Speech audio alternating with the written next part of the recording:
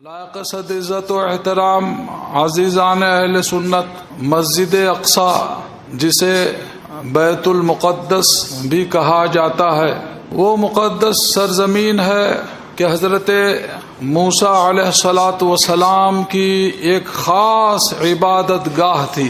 جس جگہ حضرت موسیٰ علیہ الصلاۃ والسلام خاص عبادت میں مشغول رہا کرتے تھے، اسی زمین پر حضرت سلیمان علیہ الصلاۃ والسلام نے بیت المقدس کی تعمیر فرمائی، اور بہت عظیم و شان تعمیر تھی وہ۔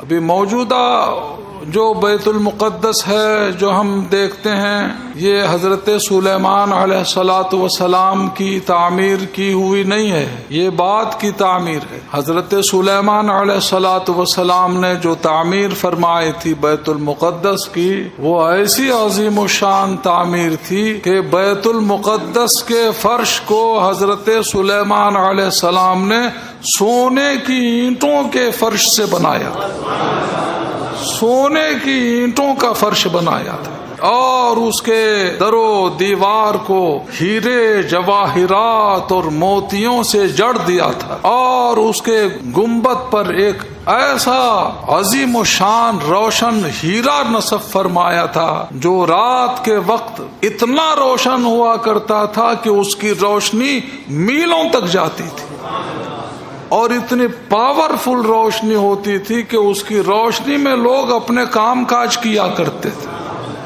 جنات سے تعمیر کروایا تھا آپ نے، حضرت سلیمان علیہ الصلاۃ والسلام نے۔ ابھی 1 سال کا کام باقی تھا، موت کا فرشتہ آ گیا۔ حضور موت کا فرشتہ ہوں، اجازت ہو تو روح انور نکال لوں۔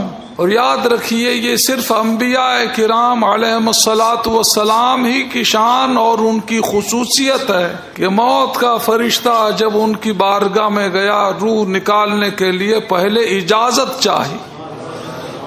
اللہ تعالیٰ کی طرف سے یہ حکم ہوا کرتا تھا، یہ ہمارے نبی، ہمارے رسول، ہمارے پیغمبر ہیں، ان کی روح ایسے نہیں نکالنا جیسے سب کی نکالتا ہے، اجازت لینا، اجازت دیں تو روح نکالنا، ورنہ نہیں نکال سکتا۔ یہ خاص انبیاء کرام کی شان ہے۔ 1 سال کا کام ابھی باقی تھا، موت کا فرشتہ آیا، حضور موت کا فرشتہ ہوں، اجازت ہو تو روح انور نکال لوں؟ فرمایا نکال لیں۔ اللہ کے محبوب جو ہوتے ہیں وہ موت سے ڈرتے نہیں ہیں، بلکہ موت کے فرشتے کا خندہ پیشانی سے استقبال کرتے ہیں۔ حضور اجازت ہو تو روح نکالوں؟ فرمایا نکال لے۔ حضور آپ تو کھڑے ہیں، عصا کا ٹیک لگا کے کھڑے ہو کے نگرانی فرما رہے تھے، جنات جو بیت المقدس کی تعمیر کا کام کر رہے تھے۔ حضور آپ تو کھڑے ہیں، فرمایا ایسے ہی نکال لے، روح نکال لی۔ عصے کے سہارے آپ کا جسد اقدس رکا رہا، آپ کھڑے رہے بعد وصال بھی، یہاں تک کہ 1 سال کی مدت گزر گئی۔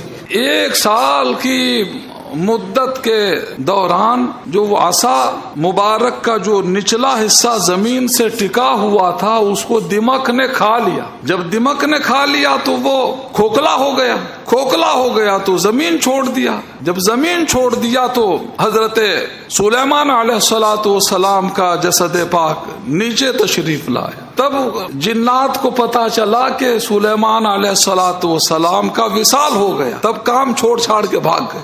قریب کمپلیٹ بھی ہو چکا تھا کام۔ حضرت سلیمان علیہ الصلاۃ والسلام کا تعمیر کردہ وہ بیت المقدس، بہت برسوں تک ایمان والے اس میں عبادت کرتے رہے۔ پھر ایک عرصے کے بعد بخت نصر کافر قابض ہوا بیت المقدس پر، اور پورے شہر بیت المقدس کو مسمار کر دیا، بیت المقدس کو بھی شہید کر دیا، اور اس کے تمام ہیرے جواہرات، سونے کی اینٹیں سب لوٹ کے لے کے گئے۔ 70 سال تک ویران رہا اللہ کا گھر بیت المقدس۔ پھر اس کے بعد نئی آبادی ہوئی مسلمانوں کی، ایمان والوں کی، پھر بعد میں وہ تعمیر کیا ایمان والوں نے۔